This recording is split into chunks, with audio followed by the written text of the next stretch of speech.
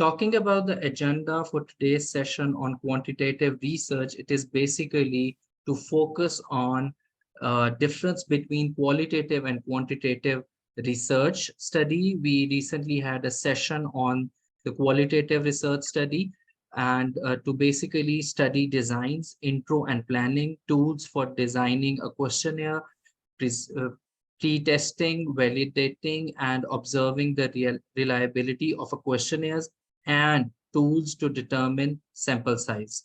So over to you, Dr. Sharoon. Thank you so much, Gohar, for introduction and setting the tone for today's session. I hope you have given me the rights to share my screen. Yes, sir. You are the co-host. All right, so I'll go ahead with that. I will share the whole.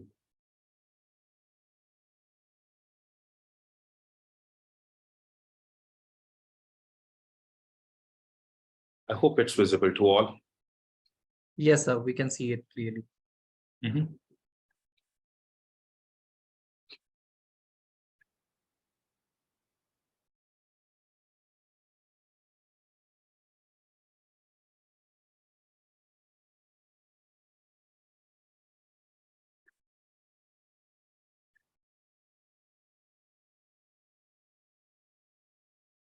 All right, so I'm Sharoon Hanook, as introduced by Mr. Gohar. So today's talk is about quantitative research, and my outline for today's talk is that I'll be talking about differences between qualitative and quantitative research. Then briefly talk about the quantitative research, which is the main focus of my talk today. Within the quantitative research context, I'll be talking about various study designs that we use. And then one of the very important aspect of quantitative research, which we have found that many people struggle with, is the sample size estimation. And lastly, I'll be talking about design of questionnaires. It's a full agenda, but I hope we'll be able to cover this all. But I would more focus towards your questions and would love to hear more about it. But before we talk about the difference in qualitative and quantitative research, I would like to do this quick activity with you, where I would like to ask you that what is research to you? And I would seek your responses to it and would like you to, share around 10, 15 responses. I just need one word that explains that what is research to you.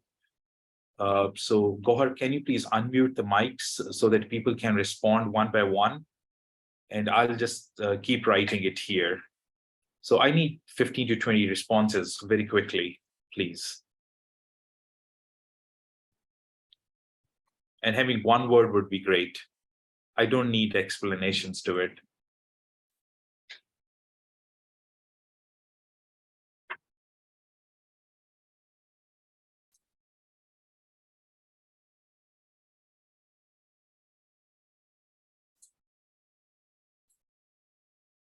Seems like people are responding in chat. All right.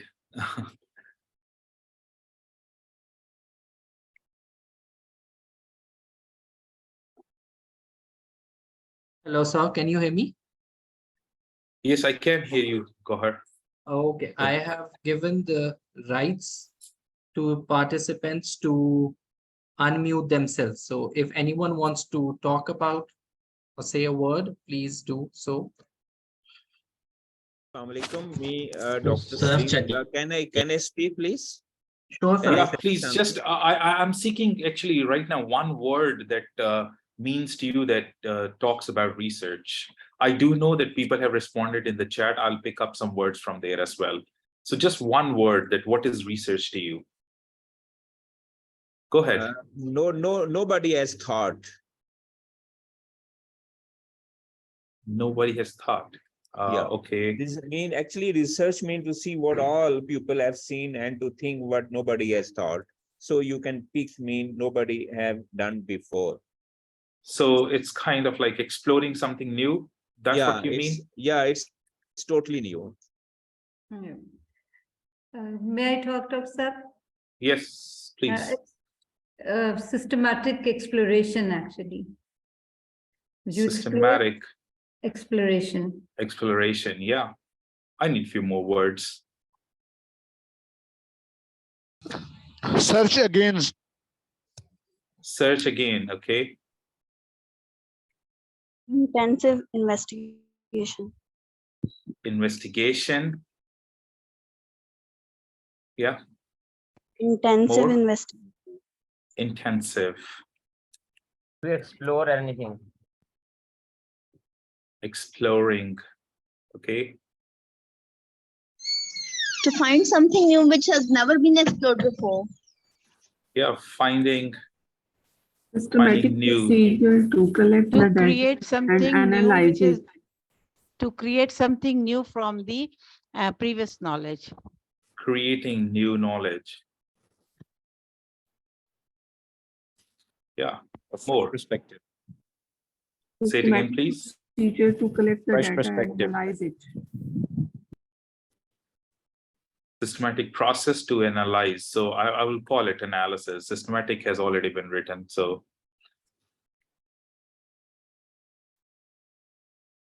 please keep going. I would love to hear more. Through the chat as well. Say it again, please. Can I start reading the chat as well? We have a lot in the chat. Yes, box. yes, sure. Please go ahead. Driving innovation. And then we have examination. And Examination. then systematic process to reach knowledge. Yep. Novelty in Great. work. Next. Novelty. Next. Empirical study, investigation and exploration. Empirical study, exploration, Solution to investigation, problem. solution to problem, Scientific inquiry. scientific inquiry, Research in systematic procedure to collect, gather the data and analyze it. It's quite lengthy.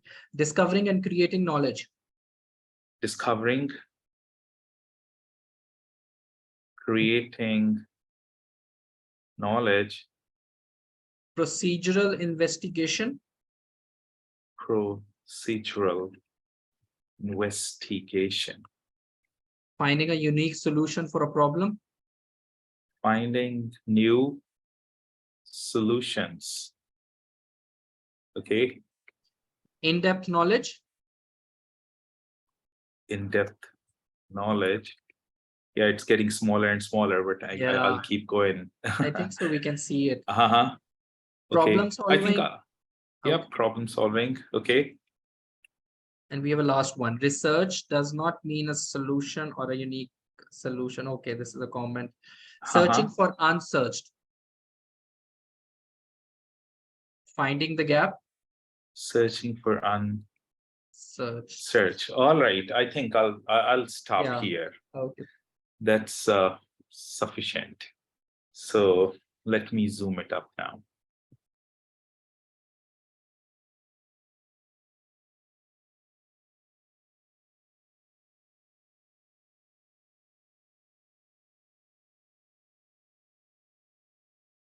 So these are all the responses that we have gathered. And I understand if I would give more time, we will have a lot more responses over here with us.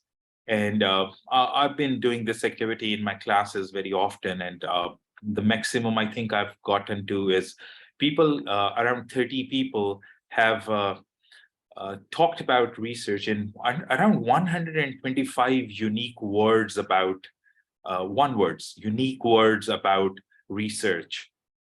And someone just mentioned that, oh, research is not about finding something. He was reading, yeah. So research does not mean a solution or a unique solution. Well, it may be finding something unique and finding something new. So none of the responses that we've received here are wrong. Every single response is perfectly all right, and that's what research is. And since my question is that what is research to you, so all these responses are right. But I really do not want to focus on what words we have received here majorly, but I want to focus on the process, that how we have written down all these words. And you will see that if I would synthesize this information and use all the data that I have received from you all, I would be able to write some definition out of it, that what is research. And when I talk about it, I would define something like research as something like, let me quickly do this.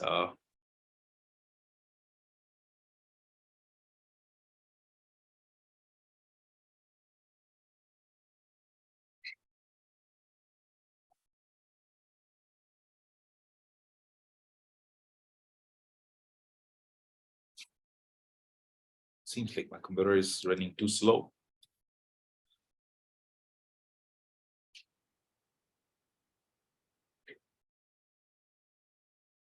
And I believe that the statement I'm going to write will reflect all the words.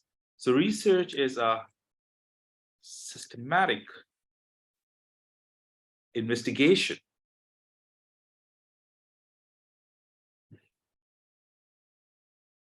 to explore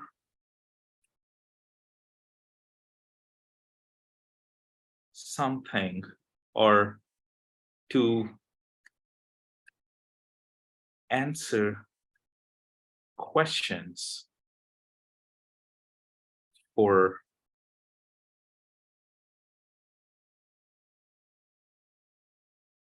to make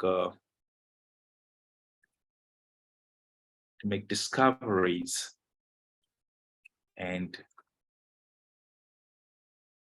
having some in-depth knowledge.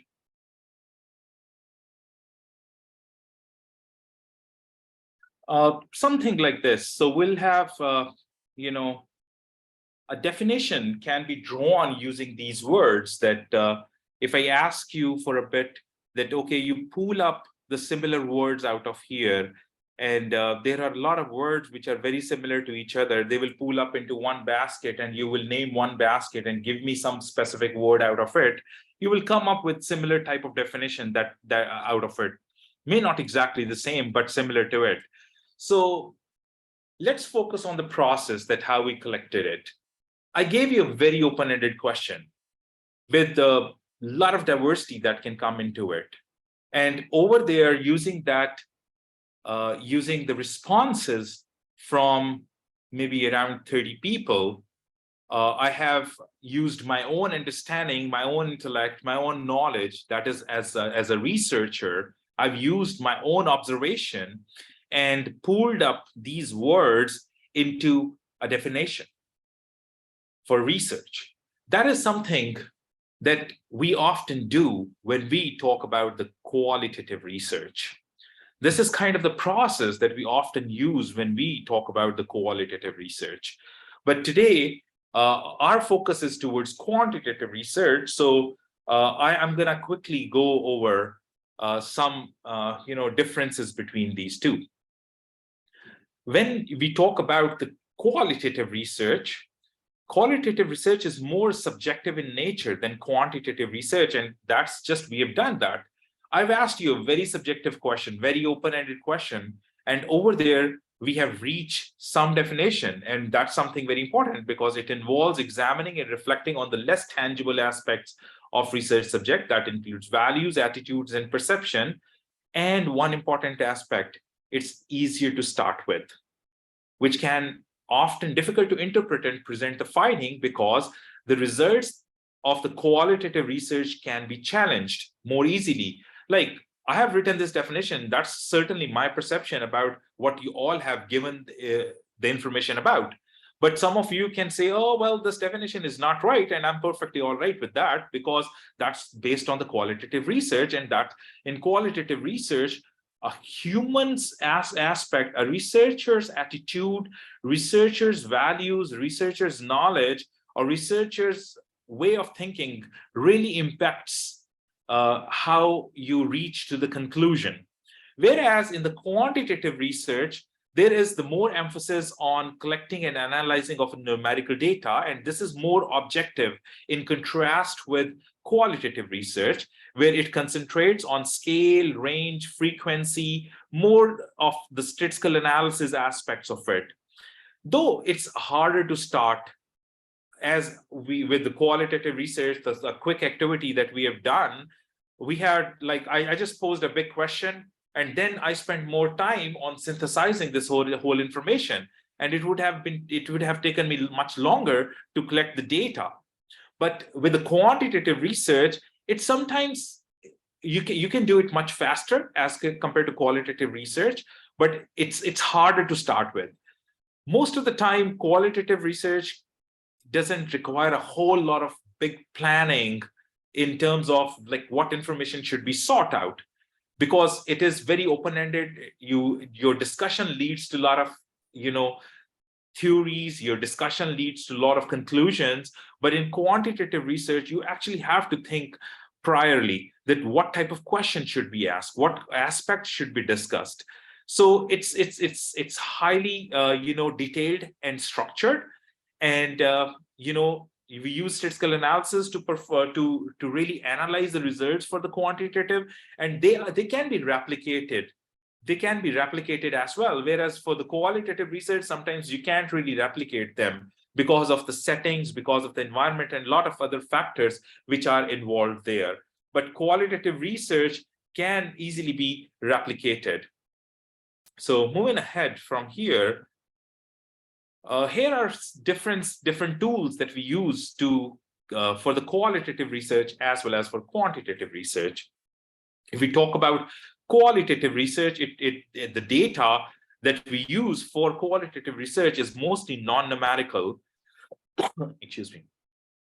And the tools that we use for qualitative research are interviews, focus group. You use certain documents which are existing out there. You use personal accounts. You use cultural records, or you make your own observations. Whereas in the quantitative research, your data is typically numerical, and you can develop a causal relationship using quantitative data. And this quantitative data comes from experiments, it comes from questionnaires, surveys, or data reports, which are taken as secondary sources for the data in quantitative research. Further, it does have certain advantages and disadvantages, and certainly the advantages for the qualitative research is that it is, there's a lot of researchers' involvement on this, and but researcher has a better insights into the complexity of the matter when you are into the situation. Whereas in the quantitative research, you always think priorly. Once you are into the situation, you can't deviate much from your theory or from your hypothesis and your questionnaire tools. Similarly, in qualitative description can be important in suggesting possible relationship, because when you are into this research, you can always, generate new hypotheses out of it. You can also, during the course of the study, you can see for the possible relationship while you are into the study and suggest something new into it. Similarly, qualitative analysis allows for contradictions in the data, which reflects social reality. But in the quantitative research, it is very rapid, and it's more detailed, which is where details are observed priorly, but not during the course of the research. Likewise, quantitative research has some advantages that there are a lot more, but I'm going to talk about very few here. That it talks about the scientific objectivity and rational due to the analysis using statistical methodologies. And statistical methodologies are the ones that make it more focused. It is useful to test and validate already existing, theories which are available there. It's very quick while you do the analysis on it. They can be replication, they could be replication of it. And moreover, there's hypothesis testing that is based upon statistical analysis. And there's one more important difference between these two, that qualitative research very often give rise to a lot of new hypotheses. A hypothesis generation is done very easily using the qualitative research. Whereas in the quantitative research, you already have a prior knowledge, you use prior hypotheses, and there's no new generation of hypotheses during the course of this whole study. They do come with certain limitations, and this includes that for the qualitative research, they do not draw samples from the large-scale data sets because it requires interviews, it requires database searches, or it requires interaction with the people, focus group, and you can't really ask the opinions from 200 people in the focus group. It should be a very small group of people that talk about it. On the contrary, in the quantitative research, larger your data is going to be, your analysis is more generalizable, it's more accurate, and it's more relatable to the population under study. Likewise, in qualitative research, it has the problem of adequacy. You can't really validate or check out the reliability of your questionnaire tool that you are using for interview or focus group or some other way. But in quantitative research, you can validate these questionnaire tools, and you can observe the reliability of your questionnaire tool using some statistical methods. Likewise, it is not possible to replicate qualitative studies, as I've said earlier. It's all because of the time, settings, it's the environment that plays a very vital role in determining the response for the qualitative study. On the other side, in the quantitative study, it does have its limitations as well, because it does not include context. And if anyone has a poor knowledge of statistical method, it negatively affects the analysis and subsequent interpretation of it. Moreover, in the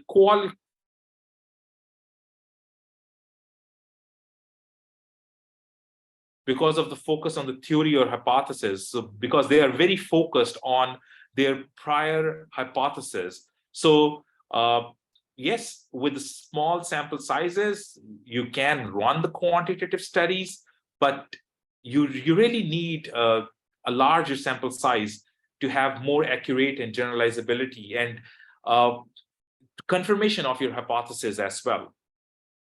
So here I'll stop about the contrast or differences between qualitative and quantitative research. And here on, I'll be more focusing towards the quantitative research. And when we talk about the quantitative research, as I said, it's a very systematic process that require a lot of thinking prior to that when we start the research. So here we have to have a research problem in the quantitative research. We have to run the systematic review of the literature. There should be a research question, there should be hypothesis, and there should be research design. And you will notice that first 5 points out of these 9 points, these are all done prior to the data collection. But the way I've done it in the first activity, where I've just asked what's the research, I just jumped onto the question and started collecting the data.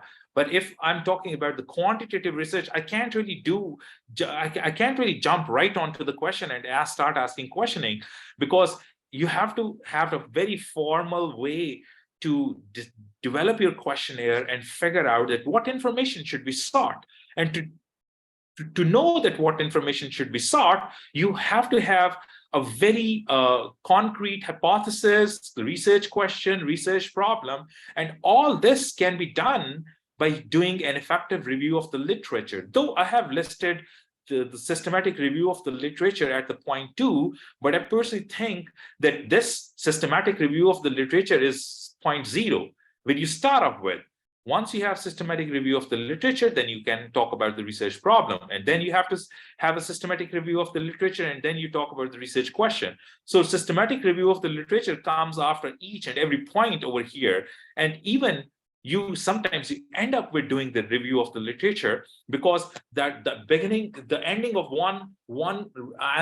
ending of one research problem leads to another problem. So you keep asking questions and you keep building upon one another. So one other important aspect that from point number 6 onward, you are actually, you get to spend a significant amount of time here as well, where your data collection, your data analysis, interpretation is done, reporting, presenting, and publishing. And one important thing here I would like to mention is that whenever you do research, I highly emphasize on not just only publishing into the scientific papers, scientific journals, but please do publish your research into the, as is in the form of a news article, in the form of a short video that could be informative to the journal audience. Because once you have done your research, it should not only be disseminated to the specific audience that is belonging to the scientific community, but it should be reported in a way that it's benefit the common man out there. And lastly, your quantitative research helps quite a lot in the policy making. And nowadays we have been talking about evidence-based policy making, and this is something very important aspect. So your research should not be ended with just publishing of a paper in the scientific article, but it should lead to the policy making on the basis of what research you have been doing. So quickly talking about the research question, I would skip the research problem, but we'll go to the research question, and then slowly we'll move ahead into this whole process. And whenever you decide on your research question, and I've found that a lot of people are lost most of the time at the time when they are talking about the research question and they're deciding on the research question. Though there is a whole toolkit out there that you can use to skim down on your research problem that you are talking about. But here I would simply talk about 2 criteria that's called finer criteria, that it helps you to develop a good research question, where finer F means F stands for feasible, that your questionnaire should be feasible. It should have adequate number of subjects. It should have adequate technical expertise. It's affordable in time and money. It's manageable in scope. Please know this. I'm not discouraging, but I have seen a lot of people picking up such research questions that's going to take them forever to answer them. These are good questions, but you really need to focus on that. How much time do you have that you can spend sufficient time. I mean, you really don't want to spend a significant amount of time and money on a research question that is not worth it. Moreover, I mean, you can spend years together researching same thing. I mean, just imagine a human body, or not only body, but just look at the human eye, such a small organ, but people have been, thousands of the people have been studying this for many years. So, you can't just know everything about one thing all at once. So research is always a very, a process that requires a lot of steps involved. So you take small steps into research, and especially with the quantitative research, you have to take small steps, and you have to wait and know that this is manageable in scope. That you can, I mean, if you're doing your master's, you should know that you will have maybe 1 year to finish your research. You want to pick up such a question that can be finished within 1 year. Similarly, if you're doing PhD, you should know that you might want to spend 3 years max or 4 years on answering your research. So, you have to keep that in mind, that how much time you will require, and it's manageable with you. And it should be interesting. Getting the answer intrigues the investigator and her friends. So it shouldn't be something you shouldn't think about that. If it's interesting to your professor only, you don't pick up such a question that's not interesting to you. It should jump. It should allow you to have passion about it. It should allow you to have your own interest into it, that whenever you hear about it, you have like so many thoughts about it. You enjoy it instead of feeling bored with your research question. So you try to pick up a question that is interesting to you. And then novel, it should confirm, refute, or extend previous findings. One thing is very important. A lot of people, when even right now, when I asked about what is research to you, people always talk about that, well, it's about new knowledge, it's about creating new thing. But please know this, it's not always about creating new things. It's about confirmation of the prior knowledge as well. If you are confirming an existing theory, that's also very important, because let's say I'm being a biostatistician, I often see that, okay, we hear that the people living close to the industrial area has higher risk of getting certain type of cancers. You know, that's kind of research that comes from the first world. Probably the realities are different for the third world.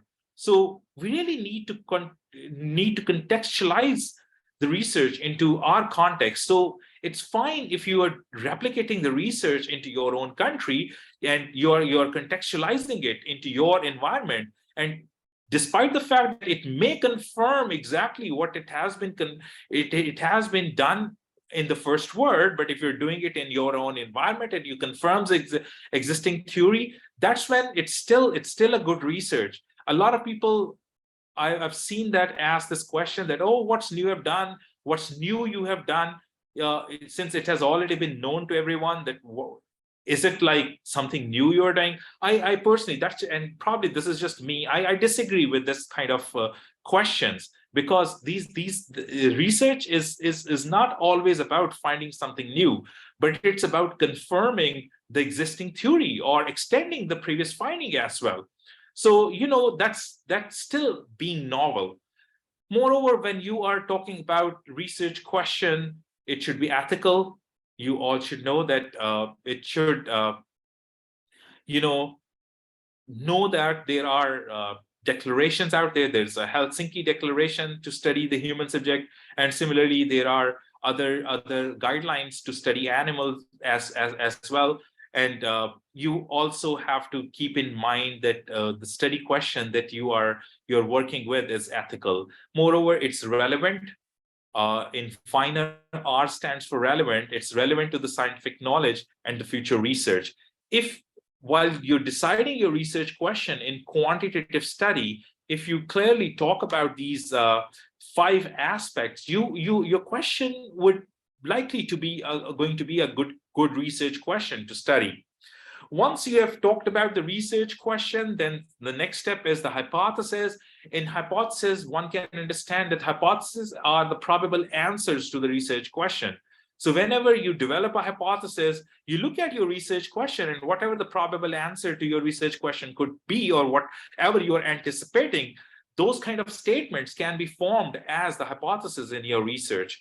And then the 5th point is about the operationalization of or you talk about the research study design, which are very important in your study design. And looking at, while you decide about this research study design, I always recommend talking about the Picot criteria. In Picot criteria, you can talk about the population. Population is actually, it refers to the sample of subjects you wish to recruit from your study. So you really have to talk about that. What are the people you want to generalize your research to? Obviously, we can't study population, but it's really hard, and sometimes it's nearly impossible. So we rely on sample most of the time, but we also need to define that what are our target population, to which, while studying a sample, we will be able to generalize our research. So while you talk about the study design, it's very important that you talk about the Picot criteria. You talk about the population, then you talk about the intervention, and you don't have to have answer to it. If there is no intervention, you simply write that I don't have any intervention. But if there is any intervention, please put it there while you are defining your Picot criteria, because it refers to the treatment that will be provided to subjects enrolled in your study. And then you have to respond if there is any comparison group. Most of the time, we take neutral controls over there as a comparison group. But it's not always true. You can have, treatment 1 and treatment 2 as two comparison group, where one is the intervention under study, and the treatment 2 could be your comparison group, which is priorly a gold standard. So, you have to have a comparison group that you can compare your intervention with to reach out certain conclusion. But again, in all the quantitative studies, you don't have to have intervention or comparison group. But when we are writing about it, you can simply put the statement that, okay, if I have a comparison group or a gold standard or a control group, I'll just list it down here. But if there's no control group, no comparison group into your study, simply say none here. Then outcome. This is something very important. I have seen a lot of people miss out on this.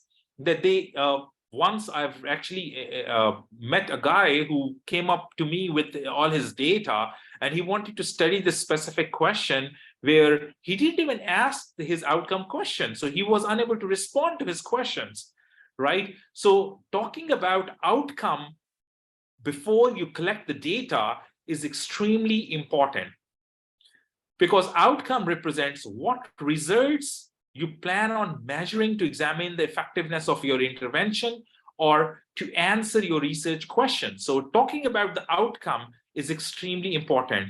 And then certainly you want to talk about the time that you require for the data collection. So once you have listed down this whole Picot information down there, you can talk about the various type of study designs. And here's a quick list of the various study designs. I won't be talking about them all here, but quickly go over some of them. There's case report, like for COVID, we have seen some reports coming from China where they talked about that, okay, in Wuhan, they have found the unusual pneumonia. Once they've seen the first person, that's called a case report. But when more cases started coming up, we started calling it's a case series, right? We also have a very interesting case report that originated from Pakistan around a couple of years ago, where we had the solar babies, solar kids. Those are like 3 siblings. They will be a normal human being when the sun rises up, but they can do their regular activities like just a healthy human.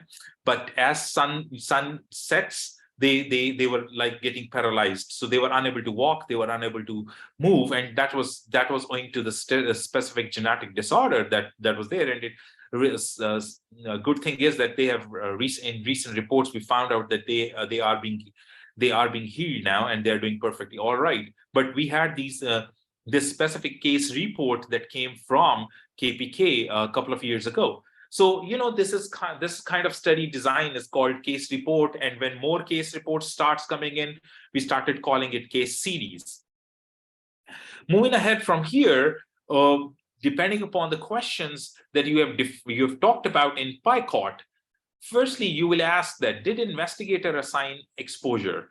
Sometimes, there is a natural exposure, or sometimes in lab experiments, especially, we assign exposure to the animals. Like if we want to study diabetes, we inject certain agents into the mice, that mice gets diabetes first. So that's like assigning of exposure, that you make a mice diabetic yourself.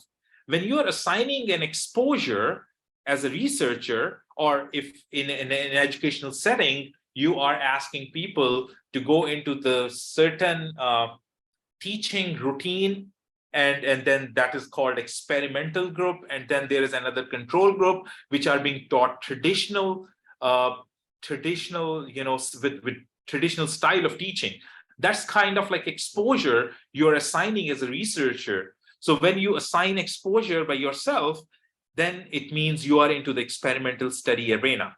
But if exposure is not assigned by the researcher, but this is out in the naturally occurring situations, or there's no exposure at all, then you talked about observational studies. And that's how most of these two type of studies are divided. Either you will see experimental studies or you will see observational studies. And when in observational study, you're not assigning your own exposure, you talk about, is there any comparison group? So if there is any comparison group, you talk about these kind of 3 analytical type of studies. But if there's no comparison group, that is a basic descriptive study. And in analytical study, when you have a comparison group, your studies could be, your study design could be cross-sectional study design, it could be case control study design, or it could be cohort study design. And here, it depends upon the direction of the outcome and the exposure. This exposure is naturally occurring exposure. It's not assigned by the researcher himself, that people are exposed to something priorly. So when exposure and outcome both are observed at the same time, such study design is called a cross-sectional study design. On the other hand, when you start studying the individuals, when outcome has been received and you ask them that what happened in the past, you call it case control study design, where you start your study at the outcome and you look for the exposure from the historical records or by asking them question from the past. And then there are cohort studies, which are sometimes also called longitudinal studies. These kind of studies are often started at the exposure, and we look for the outcome into the future. So usually we call them prospective cohort studies. Well, there are retrospective cohort studies as well, but most of the time cohort studies that we study or longitudinal studies that we talk about, these are the you start at exposure, or you wait until exposure happen, and then you wait for the outcome into the future, and they are prospective studies. Likewise, if there's an experimental study, if in an experimental group, the allocation of the respondents is random, you call it randomized control trial. But if the exposure or exposure is not assigned on a random basis, you call them non-randomized controlled trial. And non-randomized controlled trials are also called quasi experimental studies at the same time as well. So one thing is extremely important here in quantitative research. There are so many different types of study designs that we talk about, and this pyramid of these study designs help us to figure out that which study design is superior to another one. And you see this as you go up in this pyramid, your strength of evidence goes stronger and stronger. So if I have two studies, one carried out as a randomized controlled trial and another study that was a cohort study, both present us with the contradicting results.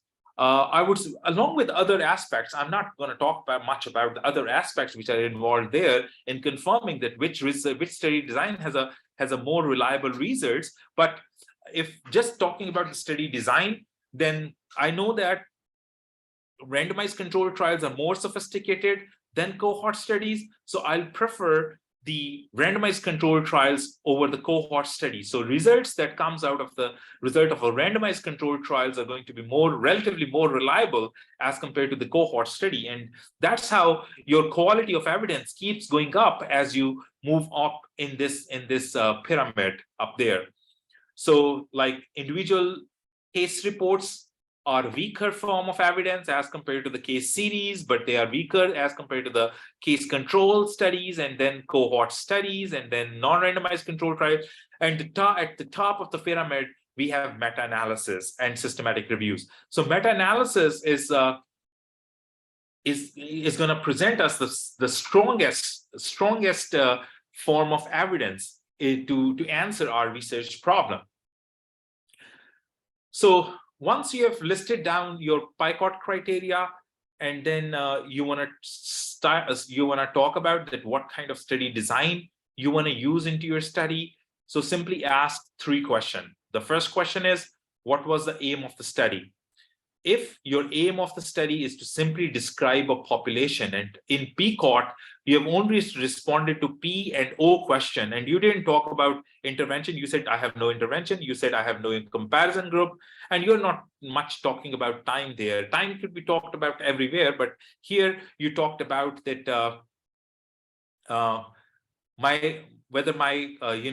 I'm gonna describe a population. I'm just gonna describe a phenomena. Then you're simply gonna talk about the descriptive study design as I talked here in here.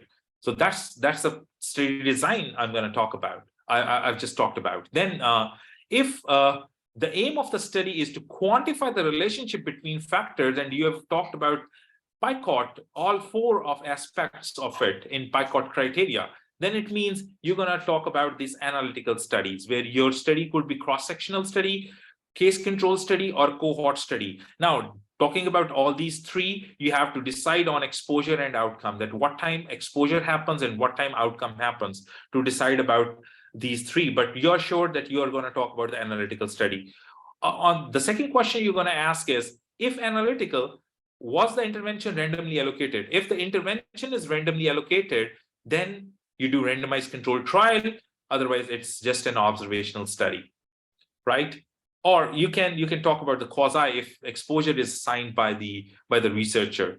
And the third question you're going to talk about is, when were the outcome determined? If sometimes after the exposure, you're going to talk about the cohort study, and that's prospective study. At the same time as exposure or intervention, you're going to talk about the cross-sectional study.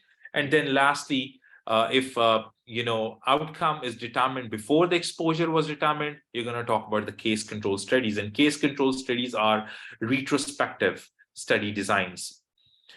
Quickly talking about their advantages and disadvantages. So randomized controlled trials are considered to be as one of the most superior ones into the quantitative study designs, and very often done in a very controlled settings. These are unbiased distribution of confounders.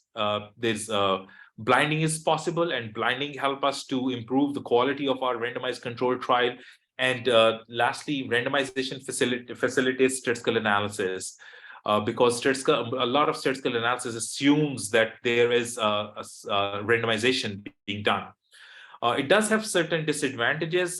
Conducting randomized controlled trials is very expensive. It requires a lot of time and money because you have to control for a lot of confounders to reduce the bias. But in randomized controlled trials, sometimes we do get volunteer bias.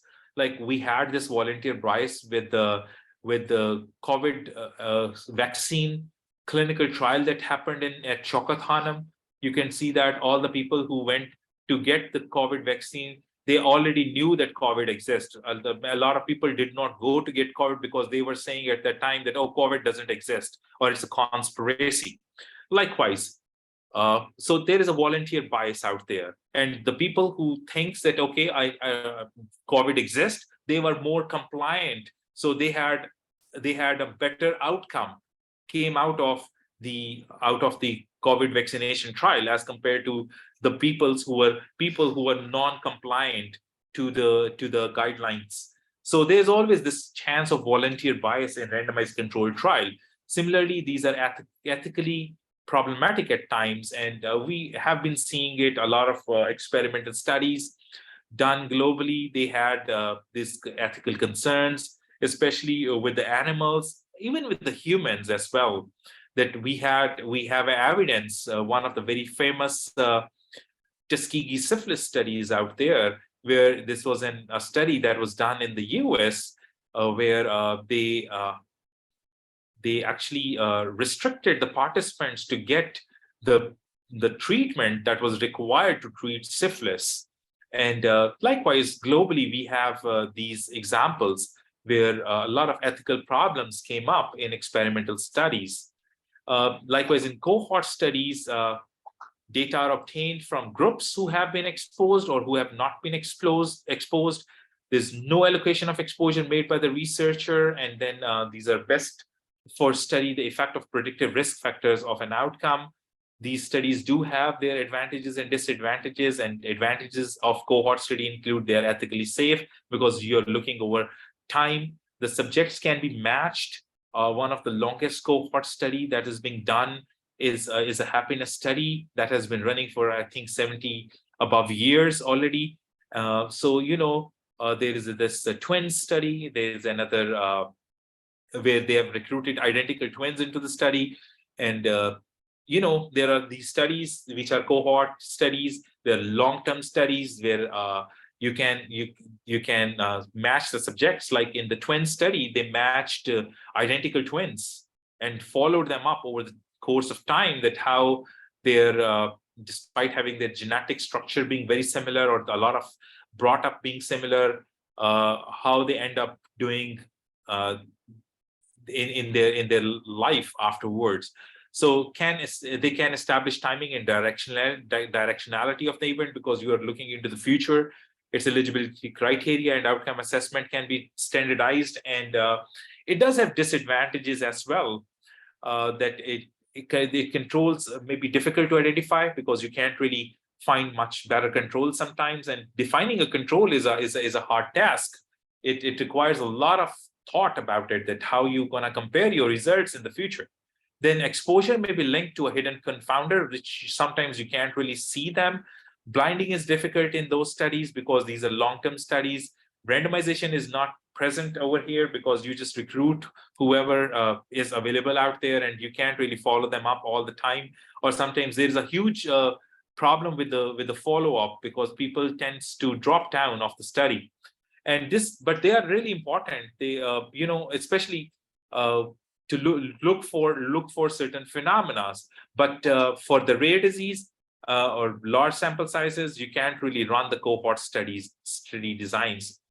Likewise, case control studies, they do have their advantages and disadvantages. They are quick and cheap, only feasible methods for rare disorders, and fewer subjects needed than cross-sectional studies. And also know this, that as you go from left to right on this picture in terms of the study designs, you need as you go from left to right, the smaller sample size is needed, and more sophisticated study design there will be. But if the study design is less sophisticated, you really need a very large sample sizes out there. And that's very, very important for us to figure to know that what sample size is required for this. So as I said earlier, the selection of control group is difficult, and there's a potential bias or recall, because case control study based upon the recall a lot of things from the past, and sometimes you can't really recall everything right way. So moving ahead, I'm going to skip a couple of slides and go to the sample size determination. While you're determining a sample size, there are some important factors which one need to take care of. One is population size, that how many total population fit your demographics. And don't worry if you are unsure about this number.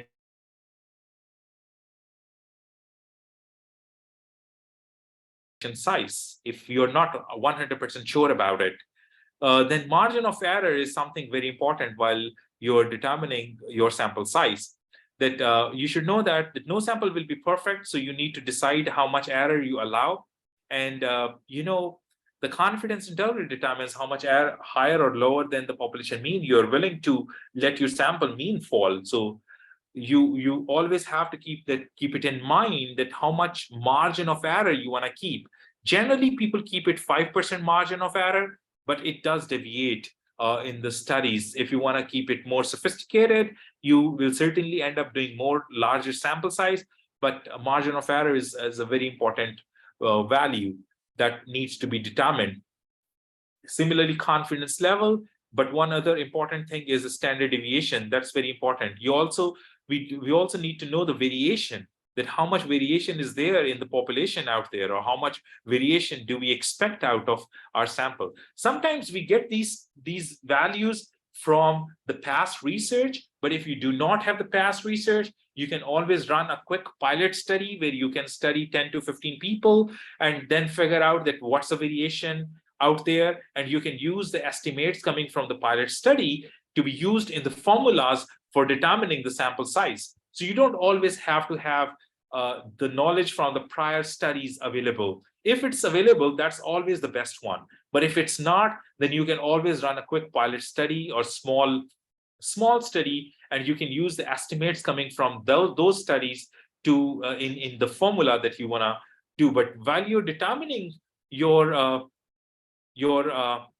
sample size, it's very important to figure out that what's the outcome of the study.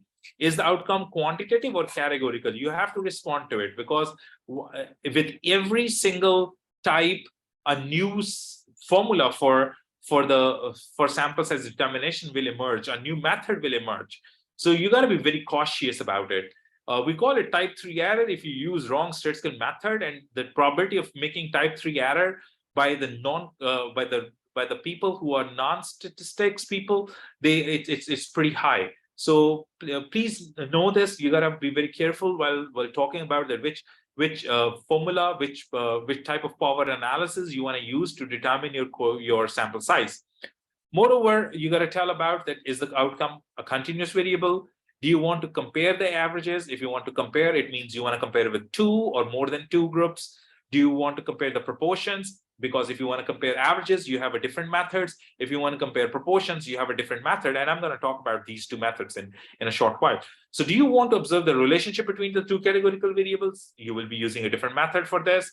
Do you want to observe the relationship between 2 quantitative variables? There will be a different method out here. So, this is for, if you're interested in looking for the difference in mean, you will use this formula where you will be talking about sample size, that is N. ZB is the desired power required, and Z alpha by 2, which is the type of error that you are permitting to it. This is the effect size, the difference that you can bear, and the standard deviation. That's something that you can study from a pilot survey, or you can get this information from the previous studies. This is the formula that we use to compare the means, and this difference is the difference in means of 2 groups. That's your group or intervention group. Likewise, you can do it the same for the proportions if you're studying. So let's say N1 is sample size, R is the ratio. Generally, when you use this formula, you keep the ratio to be the same. Then whatever the value come, you will use the same number of people in the group 1 and same number of people in the group 2. But if you want to use a different sample sizes, then you talk about the size. N1 is the size of a smaller group. Then you take the ratio of the larger group to the smaller group. That will determine that how much do you want to be in the group 1 and how much do you want to be in the group 2. There is a standard deviation, there is power. Generally, people keep it 80% power and 95% significance alpha level, but 5% alpha level, which makes it 95% confidence level.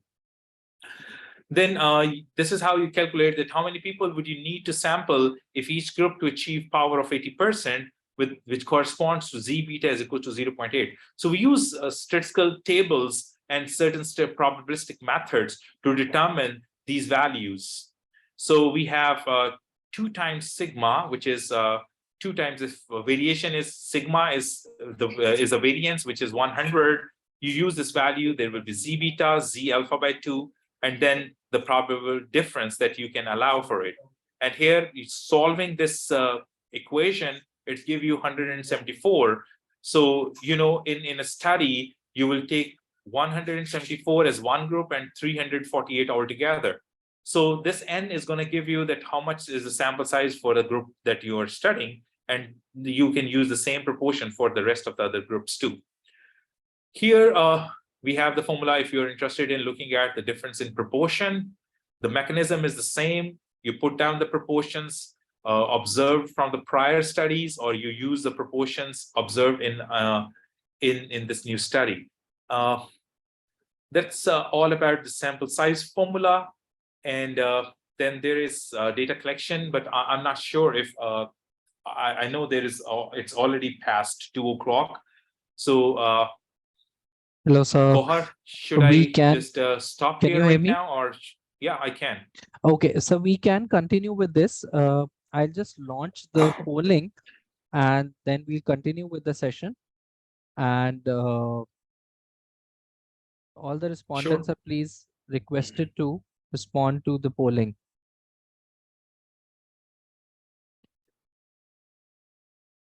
How long will it take you, sir? How many more minutes? Just a few 10? minutes, I think. Okay, Maybe and then 5 we'll to move 10 towards. minutes. I'll be quick Sure, because we'll I move want to focus towards more on the research question answer session, because I Sure. see there are a couple of questions out there. Yes, sir. Please continue, sir.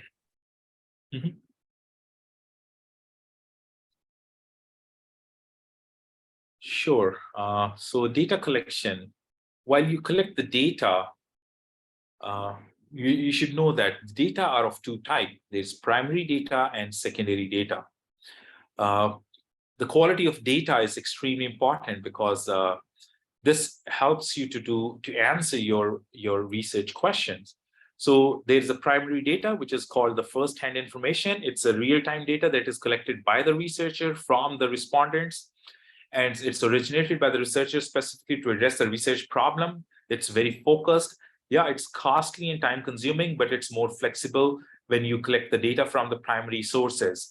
And but sometimes it's not possible to collect the primary data, hence we rely on the secondary data, and secondary data is the second-hand information. It's something that's already existing out there. So it's collected by some other people for some other task, but we use this data to develop our own understanding out of it. But it does have some limitations that comes with secondary data, but having larger data sometimes help us overcome that problem. You can get the secondary data from journals, from periodicals, research publication, official records. You can get the data from hospital records. You can get the data from library sources. You can get this data from, various government official organizations, or any QEC department, or any other offices out there, right? But it's cheap and less time consuming, but less flexible to do this. I think there is this poll showing up in front, and I'm unable to really view my slides. You can just close that, sir. Wait a minute.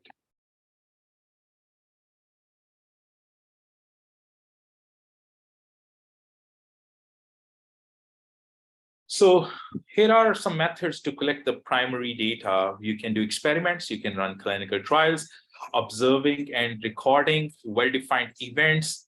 You can make direct personal investigation through interview, face-to-face interview, but most of the time, face-to-face interviews, telephonic interviews, computer-assisted person interviews, these are more of a qualitative way of collecting data. In quantitative studies, we are mostly interested in surveys. These are questionnaire-based studies, or you do experiments and collect data from those experiments. The questionnaires are usually paper, pencil questionnaires, or they are web-based questionnaires that you can use. So I'm quickly going to talk about some aspects one need to keep it in mind while preparing these questionnaires. So you got to decide what information should be sought priorly. You got to decide what type of questionnaire should be used, whether you want to go with an e-questionnaire or you want to go with the paper and pen questionnaire. Well, you got to decide about that. By the way, one important thing is that you should always write the first draft of question. I've seen it a lot of time. People just write the first draft of questionnaire, and they just jump on to collecting the data. That's certainly not the best idea. Please have a first draft ready, re-examine it, revise it, pre-test the questionnaire. Go and talk with your supervisor, go and talk with your senior, go and talk about the people who understand the problem well, go and talk about the respondents who are prospective respondents to your questionnaire. Ask them to fill the questionnaire, keep the question open, ask them what problems they've faced. Is there anything that's ununderstandable to them? Sometimes, as a researchers, we are into very closed environment. We are just looking at, it's very clear to us as a researcher, everything is so vivid, so clear to us, but it's not the same case with a person who is unknown, who is not familiar with this. So you got to make sure that your questionnaire shouldn't use a very scientific, heavy jargon out there that's not familiar to a common man out there, or your prospective respondent even. So you should be open while you're doing the pre-testing and ask your respondent that how they feel about the questionnaire. Is there any suggestion about the questionnaire? So pre-testing is something very important while you're designing your questionnaire. And then you edit the questionnaire and specify the sampling strategy once the questionnaire is finalized. But here are certain tips, certainly not all, but some tips I want to give while you are writing you're asking the questions. So you got to ask yourself, that do you need the age or of a child or just the number of children under age 16? You got to talk about that. Do I need to ask this question or not? Is this even necessary or not? Then are several questions needed? Do you want to avoid double ballot question? A lot of people ask, like, just to avoid two statements, they will write out, are you happy with the how much parents and teachers contribute to the upbringing of a child? I think there's a different effect. So ask about the teacher question separately and ask about the parents question separately. And that's going to help you find out the better effect out.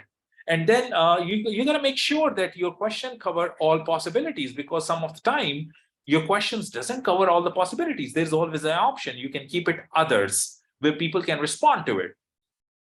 Or you also got to make sure that it gives you enough context. Like if I ask you a question that do you know Jon Snow? And a lot of people will talk about the Jon Snow in the Games of Thrones, right? But I'm not talking about Jon Snow that was in Games of Thrones. I'm talking about an epidemiologist from the 16th century in UK. So he was in London. So you always have to give a certain context, certain information to the respondent that's needed before they respond to it. And you also always have to ask yourself a question while you're designing your questionnaire that will represent answer truthfully. Like if you ask a question, have you ever had extramarital affair? Sometimes people will not be comfortable responding to it, or even if you force them to answer, they may give you a false answer. And likewise, there are so many other type of questions which people can ask, which are sensitive questions. So you got to be very careful that how you ask question, and you got to make sure that your respondents respond to it well. Similarly, there are different types of questions that you can use. You can have, and these especially for e-questionnaires, you want to do yes, no question, or you want to give the multiple choices, or you want to give the checks boxes. Then there are ordinal question. If you want to add a drop-down menu for responding, you want to have ranking. Ranking is always better, sometimes drop-down. So as much as the people will click on your questionnaire, they're gonna lose their trust. So just reduce the clicking to click on the drop down or something. So more things are visible to them. They are better at responding to the questionnaire. And there's a whole lot of psychometric analysis that goes back there in developing those questionnaires, which is certainly beyond the scope of this talk right now. Then you want to talk about the ranking scale or matrix, or you want to keep it an open-ended question with text box. But keep one thing in mind: use simple and direct language. Do not be specific and break down.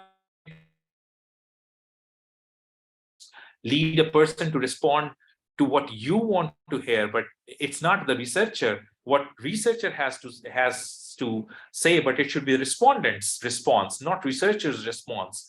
So ask one thing per question, and while you are doing e-questionnaire, break down the survey into the multiple pages, show a progress bar. I've seen a lot of online surveys, they don't show the progress bar.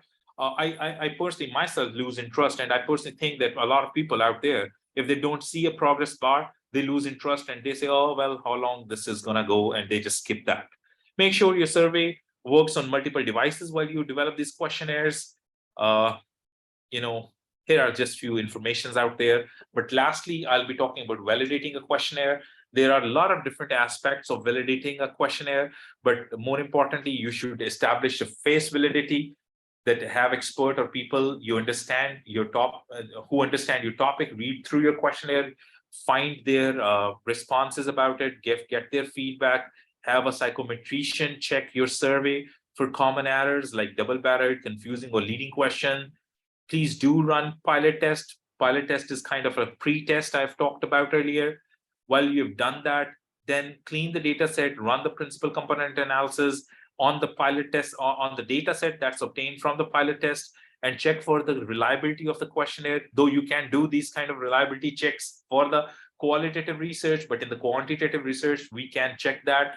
You always use a Cronbach alpha as one of the tool to check for the internal consistency of the questionnaire, which use the idea of the correlation to interclass correlation to establish this Cronbach alpha.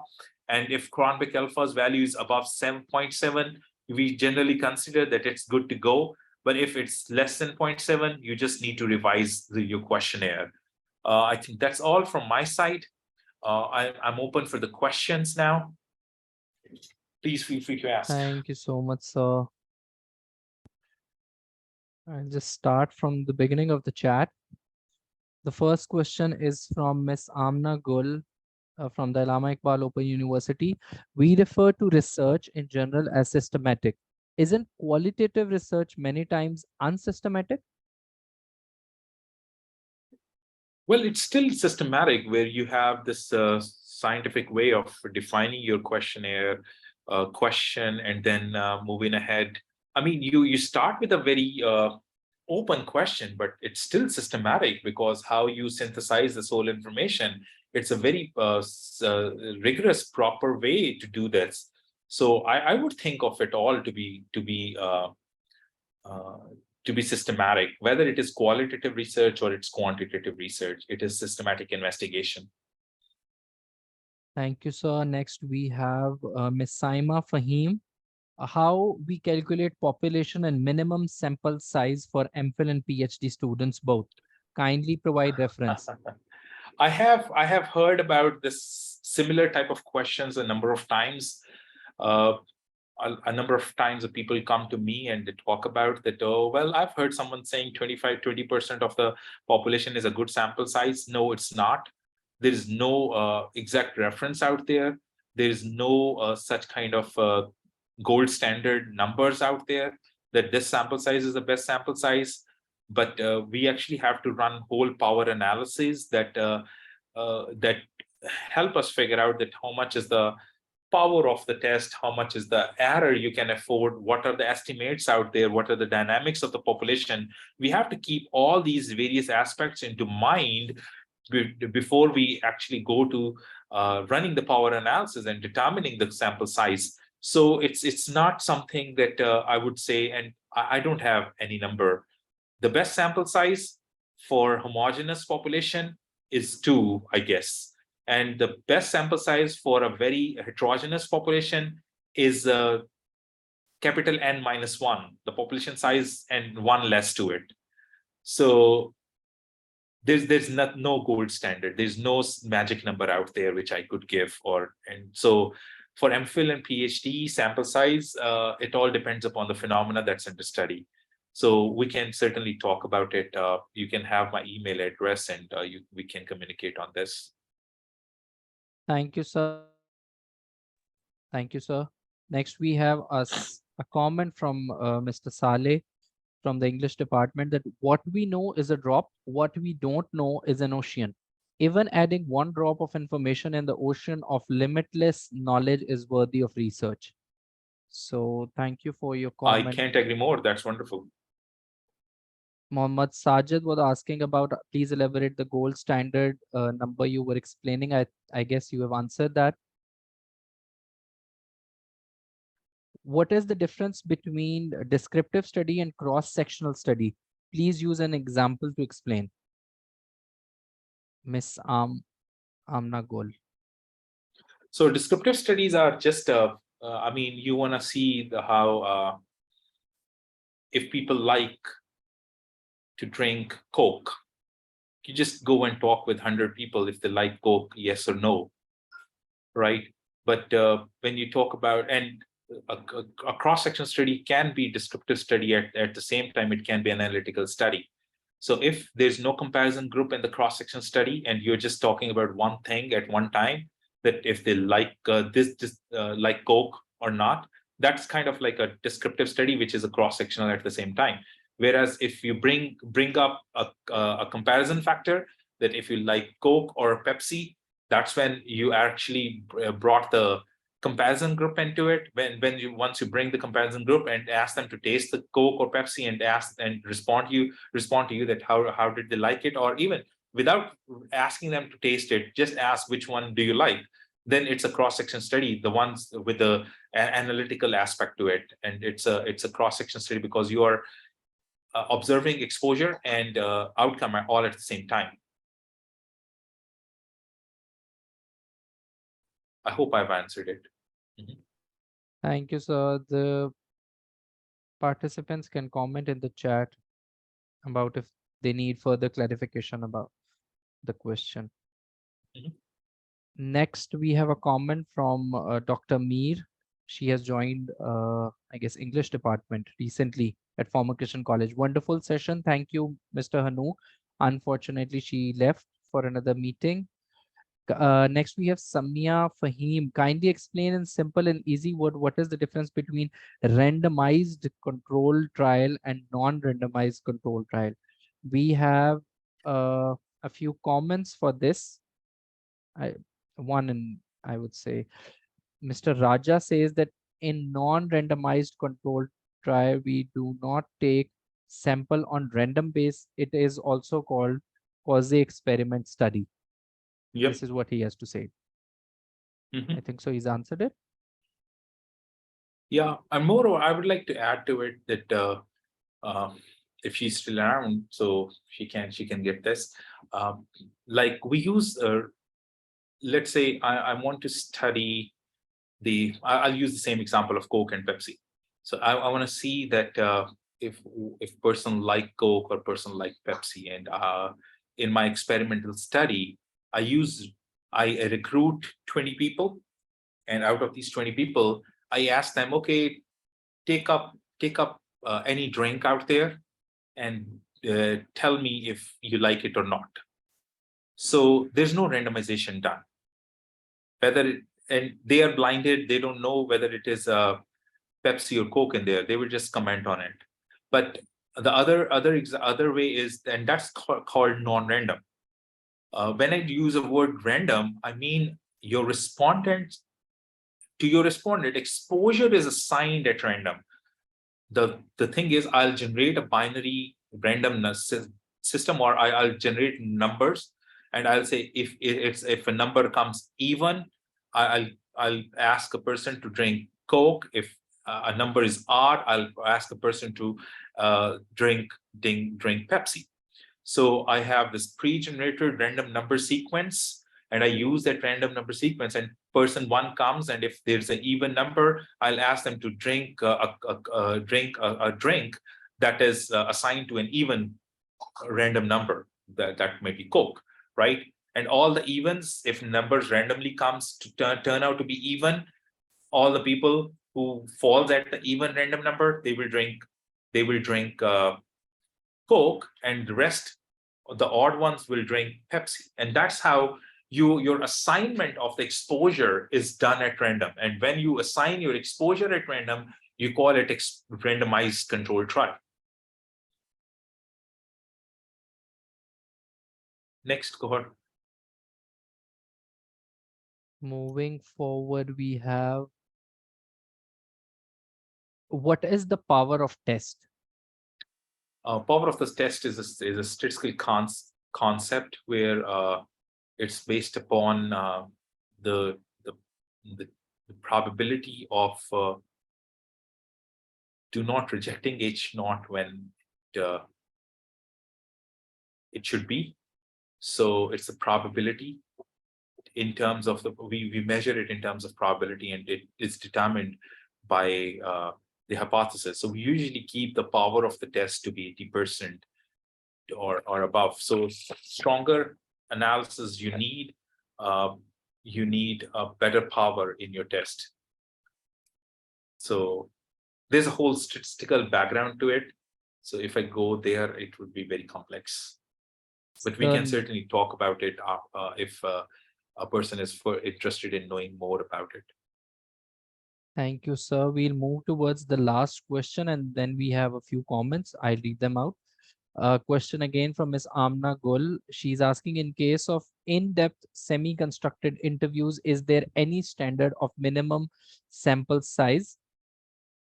Heterogeneous population and descriptive study? No. Okay. Okay. There's no standard sample size. And if someone suggests that it should be 2, 3, 4, 5, 10, I would be very cautious about commenting on that. I find there's no standard number out there. Okay, sir. And now we have a lot of thank yous and the comments from Miss. The first one is from Miss Aisha Atik from the psychology department. She says the thank you CLT. And then we have Dr. Adil. Excellent session, Dr. Sharoon. Thank you very much for enlightening us. And then we have Samia Fahim. Thanks, sir.